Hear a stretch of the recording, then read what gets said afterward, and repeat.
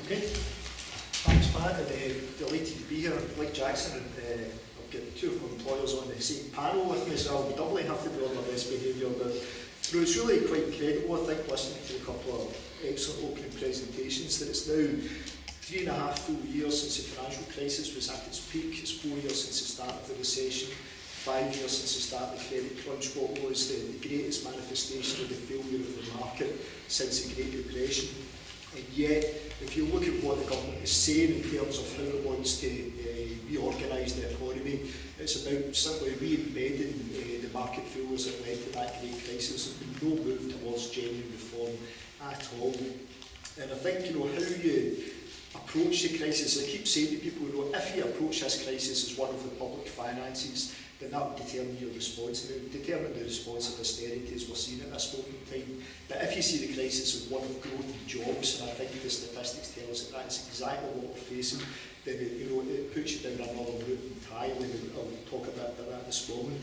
But where are we at in terms of the economy? Well, I think people don't really understand just quite how bad things are at this moment in time. It's been a very different recession from the ones we've seen in recent history. We've not seen the big iconic closures or major manufacturing plants. We've not seen those really concentrated attacks on specific communities. It's been far more diffuse and widespread. But the effects have been nonetheless equally as bad. There were 3.5 years since the banking crisis, 4 years since we said since the start of the recession. We're seeing the state of the labour market now every bit as bad as it was at the height of the recession. We've now technically been over 2 years since we technically left recession, and yet output in the economy is still 4% below the 2008 levels, 12% below 2007 trends. We're seeing the unemployment in Scotland, IMO unemployment at 231,000. As late as November last year, we were seeing the sort of major independent forecasters in Scotland estimate that unemployment would reach 235,000 by the end of this year. We're almost there already. And as we keep saying to people, the headline unemployment stats don't really begin to scratch the surface of what's happening out there in the labour market. Jackson mentioned his members who are having to take on additional part-time jobs. And where we're seeing the rise in the totally insufficient rise in public sector jobs, it's almost exclusively in part-time employment. We've been doing a bit of work over the last 6 months trying to develop what we're calling a measure, an estimate of Scotland's full-time employment deficit. The whole purpose of this is to try to describe to policymakers that unemployment's bad, 231,000 people unemployed, but actually the state of the labour market is much, much worse than that. And if you look at people who are working in part-time jobs because they can't find full-time employment, it's about 200,000 people in Scotland in that category at this moment in time. If you're looking at those currently identified as economically inactive but wanting a job, who don't register in unemployment statistics at all, over 100,000 in that category at this moment in time. And if you look at the wider about economically inactive people, it's much, much higher than that. So the last time we done the estimate just in January this year, we reached a conclusion that there was over 500,000 people in Scotland who were unable to access the full-time employment that they wanted. That's a rate of 17.7%. And if you start looking at all the nonsense we've heard in Scotland throughout the recession and its aftermath about Scotland being marginally better than the UK economy or doing marginally worse, the rates we've tended to argue around the unemployment rate of about 8.6% that it is at the moment. But we're saying the full-time employment deficit is 17.7% in Scotland, and it kind of blows all those daft arguments out of the water, I think. We've also seen an exponential rise in youth unemployment, over 100,000 young people in Scotland now unemployed. And what we've seen over the last 6 months is a really quite dramatic and shocking rise in female unemployment. Over the last 3 months on the report, a rise in female employment in Scotland of 25,000, when male unemployment actually fell slightly. So this is inevitably what was going to happen when the public sector was attacked. 2/3 of the public sector workforce are women. And we see welfare reform measures forcing particularly single parents onto GISA at a time when there's no jobs for them to go to. Then we're going to see the proportion of women's unemployment rise. And what's the government doing about it? Well, we'll hear a lot from Labour about the government not having a growth strategy, but they actually do. They published a 200-page growth strategy this time last year. And the problem is it's just absolute nonsense and very much focused around two key levers. First being continuing to cut business taxation. And we're seeing some stuff in the papers today, and there was one going even further at the budget in a couple of weeks' time in terms of corporation tax.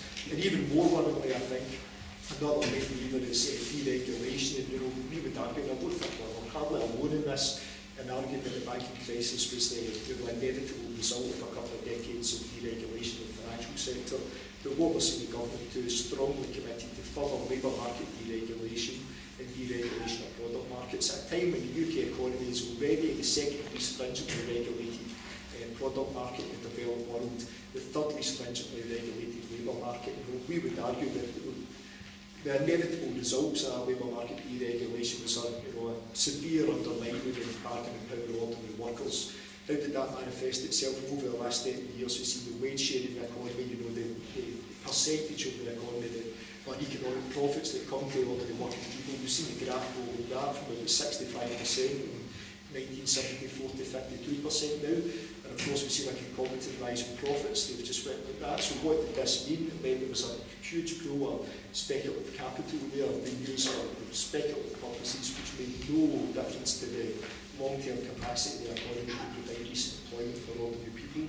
And it's seen people having when wages are falling at that rate, then the way people filled the gap was cheap debt, and that's what's happened. And all this laid the grounds for the banking crisis. And none of this has been tackled. Indeed, these processes are simply being neglected by the government. The autumn statement that was published in November last year, you've seen the Chancellor talking about three main ways of getting the economy going. The first one was to invest in infrastructure, a really pathetic scheme that we've seen infrastructure spending go back to the levels of a year before, which in turn were about 20% below the levels of the year before that. So we've just taken us back to where we were at the height of the recession, essentially. Talking about credit easing for small companies, we hear an awful lot about small companies not being able to access funding at this moment in time, and this is supposedly restricting jobs growth. But I think the government have a bit of a cheek at a time when they've systematically stripped demand out of the economy. It's hardly surprising that people are not borrowing or able to borrow at this particular moment in time. But the credit easing scheme that they are proposing is simply a return to the financial engineering that we see pre-financial crisis.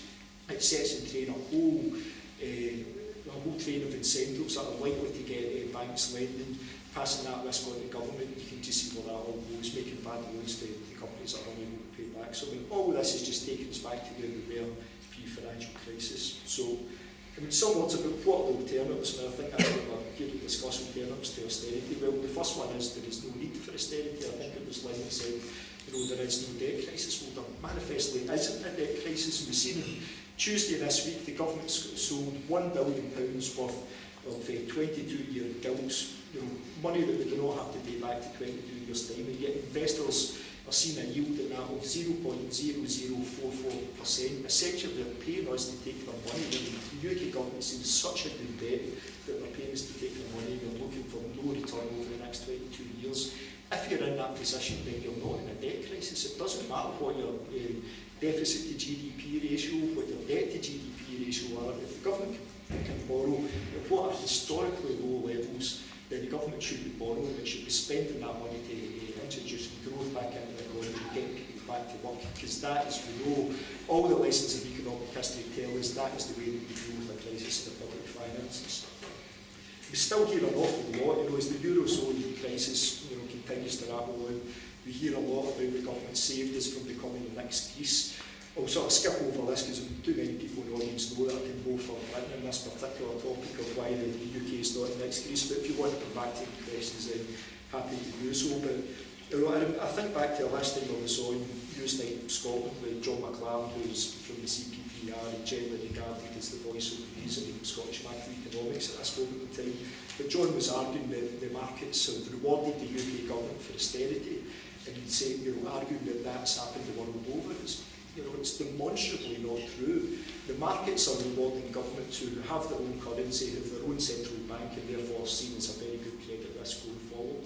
They're punishing the countries in the Eurozone because they don't have their own central bank, they don't have their own currency, they don't have control over all the levers that having your own currency and central bank provides you with. And the really important point to stress here is the situation I'm describing now has been the situation since the start of the banking crisis. It's not that the coalition came in, announced austerity, and the market said you can borrow cheaply. The UK government has borrowed relatively cheaply since the start of the crisis. It's just not down to austerity. You know, if you're interested in reading any more of this, I'd point you towards the STUC's There Is a Better Way campaign website, and we've published a couple of pretty lengthy papers in there. I've got all the statistical information that you might want to prove that point, that you know, the markets are not rewarding austerity in any way, shape or form. So where do we go from here in terms of alternatives? Well, we published immediately after the banking crisis, and still under the previous government, we published a major policy paper in 2009. Congress, the years have gone by so quickly at the moment, it's difficult to get my head around that. But so we called it Rebuilding Collective Prosperity. The whole point in that paper was to stress to people that, you know, the unequal society that we had become set the grounds for the financial crisis. And it wasn't just a case of re-regulating the banking sector. In fact, re-regulating the banking sector really doesn't achieve much.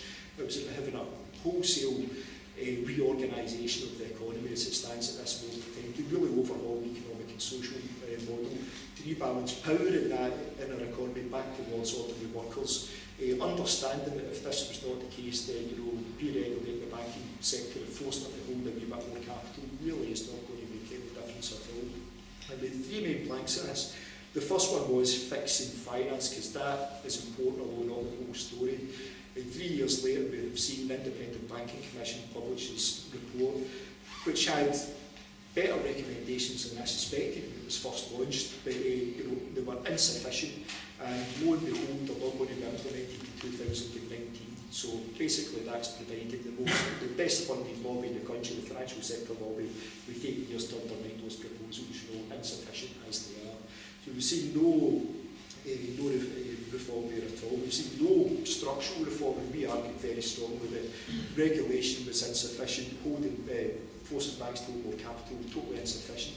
You had to break up the big banking and the big financial institutions in this country, and that's important for economic reasons. It's also extremely important for democratic and political reasons as well, because the influence that these institutions are able to exert on society when they're too big to fail is just unacceptable in a democratic society. And I think, go back to what Lynn was saying as well, we're unable to stand on platforms and not say a word about an independence referendum. I would ask you if you heard any politicians in Scotland through the course of this referendum talk about the financial sector they want in an independent Scotland, or a Scotland under Evil Max or Evil Plus, etc. Because Scotland, it's not a case of whether or not Scotland could have coped with the banking crisis.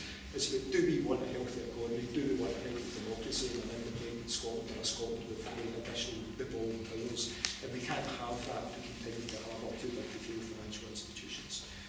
We also, back in 2009, were speaking a lot about rebuilding the manufacturing sector. And even us at that time were using the word rebalancing towards manufacturing. I now refuse to use the word rebalancing. I think it's been sort of rendered utterly pointless over the last few years.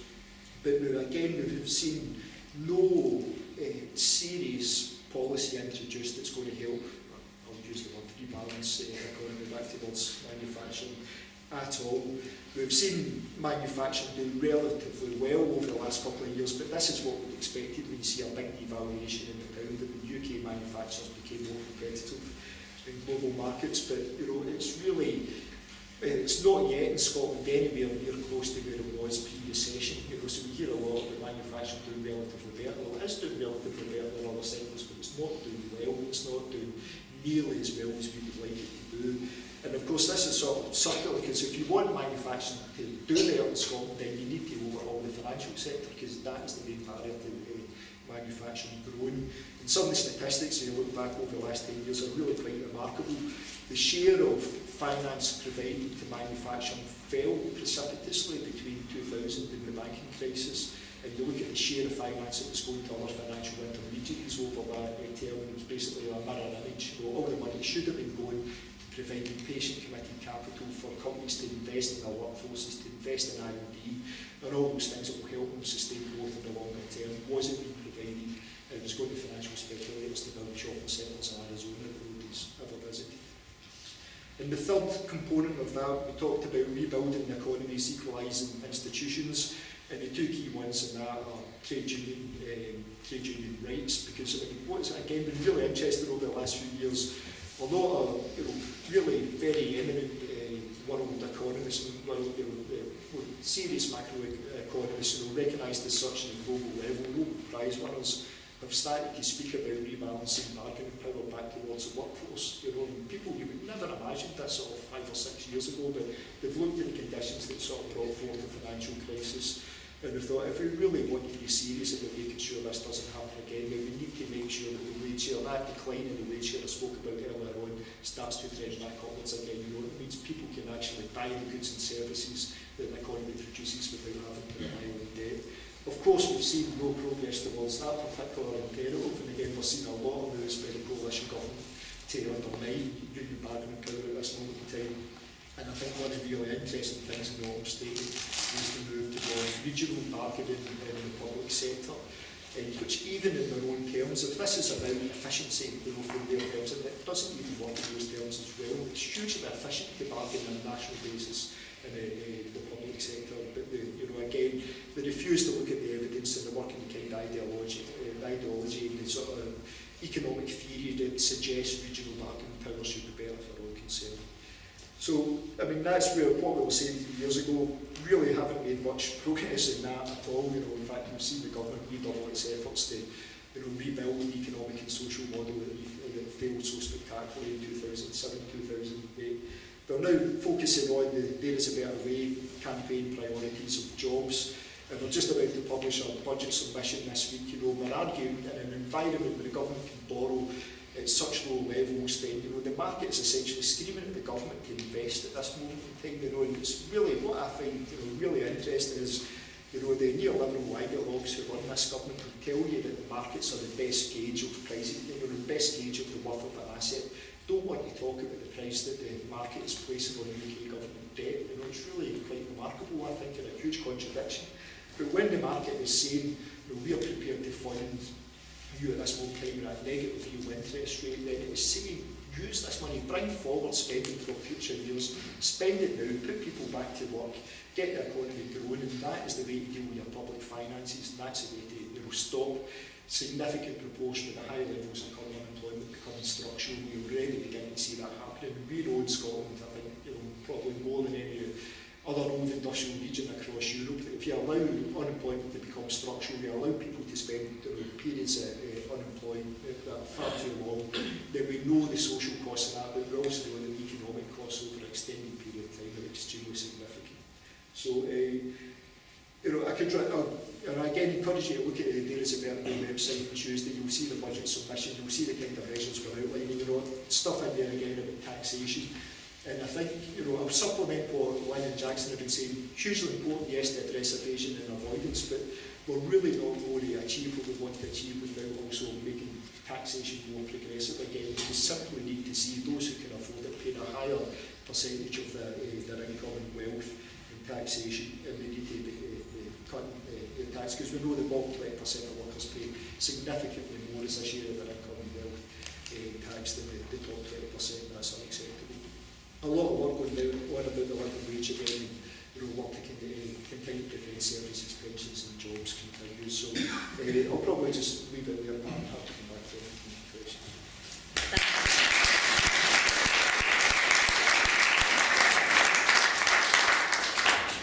Thanks for a very effective rundown of the STUC analysis of where the economy is up to. I'm sure that I don't think we'll have much time for questions at the end of this, but I hope that people will carry that over to the workshops in any case by and large. Right.